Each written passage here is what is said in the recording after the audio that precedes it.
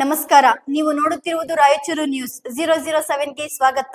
ಯಾದಗಿರಿ ರಾಸಾಯನಿಕ ಕಾರ್ಖಾನೆಯಲ್ಲಿ ವಿಷಾನಿಲ ಸೋರಿಕೆ ಪ್ರಕರಣ, ಸ್ಥಳಕ್ಕೆ ಸಚಿವ ಡಾ. ಶರಣಪ್ರಕಾಶ್ ಪಾಟೀಲ್ ಭೇಟಿ.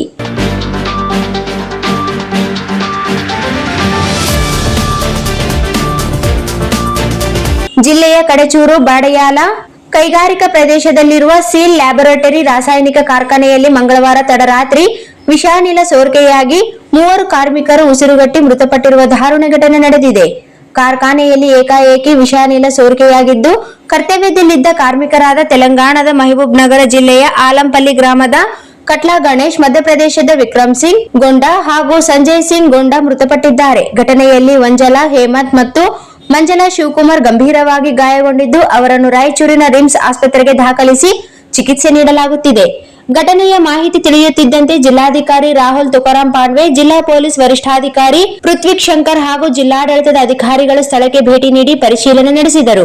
ಅನಿಲ ಸೋರಿಕೆಗೆ ಕಾರಣವಾದ ಅಂಶಗಳು, ಕಾರ್ಖಾನೆಯ ಸುರಕ್ಷತಾ ಕ್ರಮಗಳು ಹಾಗೂ ಘಟನೆಯ ಹಿನ್ನೆಲೆಯ ಕುರಿತು ಮಾಹಿತಿ ಸಂಗ್ರಹಿಸಲಾಗುತ್ತಿದೆ.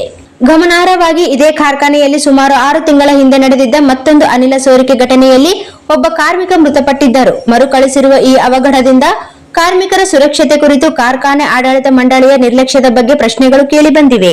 ಉನ್ನತ ಮಟ್ಟದ ತನಿಖೆಗೆ ಸೂಚನೆ, ಸಚಿವ ಡಾ. ಶರಣಪ್ರಕಾಶ್ ಪಾಟೀಲ್. ಬರ ಪರಿಶೀಲನೆಗಾಗಿ ಯಾದಗಿರಿ ಆಗಮಿಸಿದ್ದ ವೈದ್ಯಕೀಯ ಶಿಕ್ಷಣ ಸಚಿವ ಡಾ. ಶರಣಪ್ರಕಾಶ್ ಪಾಟೀಲ್ ಅವರು ಘಟನಾ ಸ್ಥಳಕ್ಕೆ ಭೇಟಿ ನೀಡಿ ಪರಿಶೀಲನೆ ನಡೆಸಿದರು.